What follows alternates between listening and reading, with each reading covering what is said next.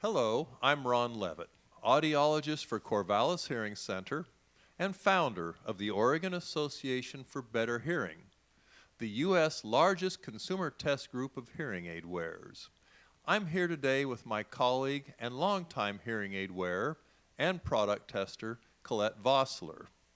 We're going to review the Resound Alera series hearing aids today. The Alera series comes in 3 different pricing levels, with the 9 being the most expensive, the 7 and the 5 the least expensive. By expensive, I mean the Resound Alera 9, with all of its wireless capabilities that we'll describe in a minute, has a single unit price of $6,135. That is per hearing aid. By contrast, the 7 has a manufacturer's suggested retail price of $3,885.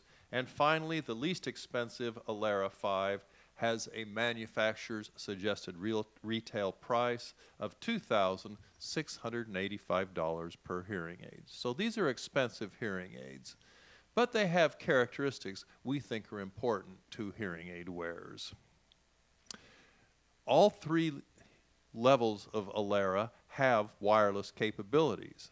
All 3 levels are able to change between an open ear fitting that leaves the hearing aid user's ear relatively unobstructed to a closed ear fitting should the hearing loss be more severe and require more power without feedback or whistling.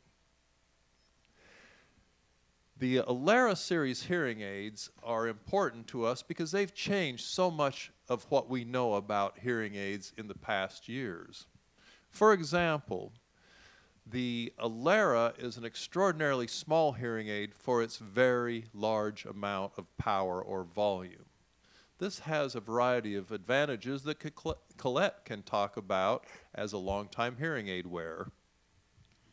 I've worn hearing aids for about 15 years, and so you can imagine that I've had quite a few over those series of years. And what was common about any of the hearing aids that I worn because of my severe hearing loss was that it had to be a big hearing aid. The idea was that you couldn't wear a hearing aid as small as what I'm holding in my hand, which is the Alera 5 actually. That might interest you as well, is that I do have a really severe hearing loss, but I'm still wearing the Alera 5. And as you can see, even the custom fit earpiece as well is very small. So what I'm going to show you in a second here is that I am wearing a different hearing aid for the sake of this presentation, and the size of that hearing aid is probably what is expected by even today for severe hearing loss wearers to wear. So here it is. Right here is the size. You can see it's a little or a lot bigger, and the ear mold is also pretty big. You put them side by side, and sorry about that. You put them side by side, and you can just see how much smaller this hearing aid is than this one. And in terms of benefit, there's a few benefits that I'd like to mention. One would be the fact that if you wear glasses, it'll just slide right behind the ear. You won't really feel that you're wearing any hearing aid when you're wearing the Alera. And so in terms of size, for those of you who don't really care about cosmetics, because I'm not one who really cares all that much if I'm wearing the hearing aid that I am right now in terms of cosmetics. But when I wear my glasses, for example, as of right now I'm wearing contacts, the Alera, it's much more convenient to just be able to slide it back in my ear and not really worry about feedback.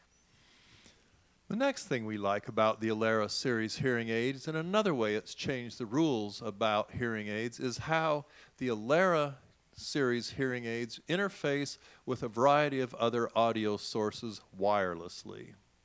Previously, when people wanted to interface with a television or a cell phone or a Bluetooth-enabled home phone or business phone, they were required to wear a device such as Colette is showing here around their neck. This device, in addition to being one more thing to break down, also required pretty much a twice per day charging of the battery to keep the thing functional through an 8-hour workday or 8 hours at home. By contrast, the device that transmits from the television using the Alera series requires only this device connected to the television or audio source and only this hearing aid as the sole receiver unit. So there's no other technology. And the battery lasts, Colette tells me, about 7 days for this device as opposed to 4 hours for some of the previous Bluetooth interface devices that people had with their hearing aids. We also use this device in our clinic to transmit my voice directly into Colette's hearing aids so she can hear me from any room in our clinic, really hearing better than most of the normal hearing people in the various rooms. So we like that feature of no tethering to any other device than the hearing aid. In addition to that, there's a phone clip device that can be used with business, home phone, and cell phones that are Bluetooth enabled.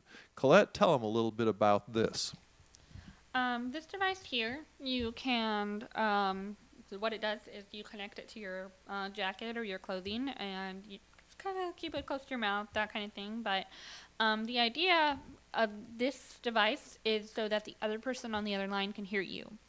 And it's, in comparison to having to wear this, which was used for various different purposes, it's a lot lighter.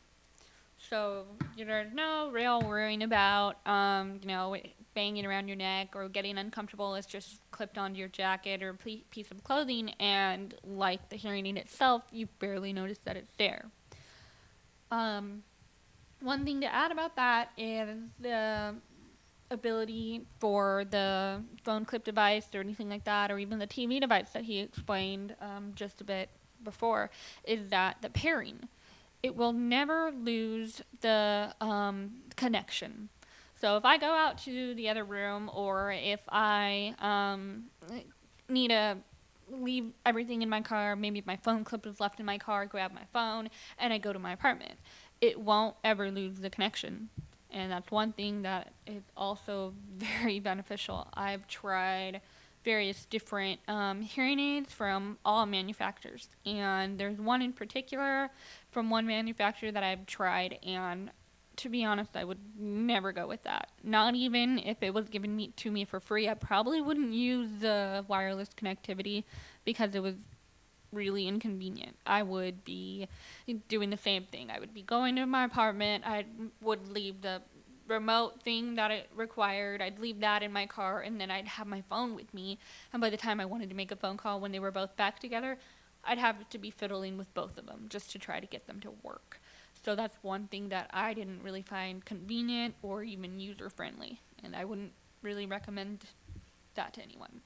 So another thing I like is the normal hearing listener on the other end of the phone is the good sound quality of this little phone clip. Historically, devices that were used to connect your cell phone to the person on the other end had very poor sound quality.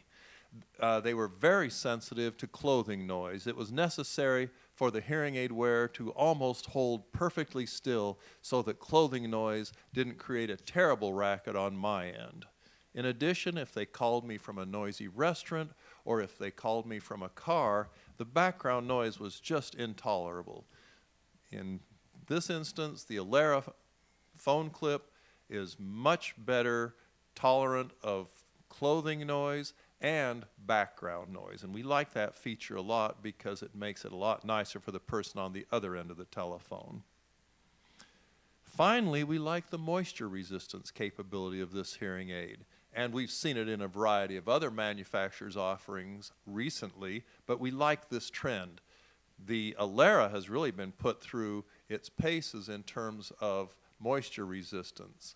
One of our product testers is an avid racquetball player, and he tells me that he's never been able to wear any hearing aid in the 30 years of testing hearing aids that didn't short out after 15 minutes of racquetball because of his perspiration. With the Aleras, he said he can play as long as he wants without the hearing aid shorting out. In a more extreme instance, one of our other product testers dropped her Alera in a bowl of cat water. Did not notice she had done it until the next morning, picked it out, dried it with a towel, put it back on, and it worked just like it did before she dropped it in the water. So we like that feature.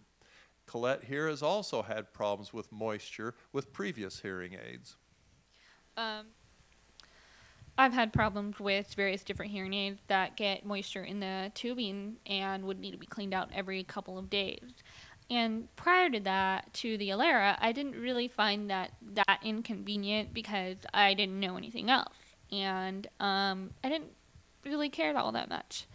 Then when you get something where you don't have to be cleaning out the tubing every couple of days, you realize that that's something that you really enjoy not doing. Not having to take out your hearing aid, take the things apart. When it all of a sudden is not working for a second, you won't have that problem when you change to an Alera. And the other thing is, I haven't really tested it out yet, or don't know if I will, but it is very handy that this has been dropped in cat water, which kind of makes me laugh. I would like to see if one day I'll be able to swim with my hearing aid in. So there you have it. This is our review of the Alera series Hearing Aid by Resound. I'm Ron Levitt and Colette Vossler. Thank you for listening.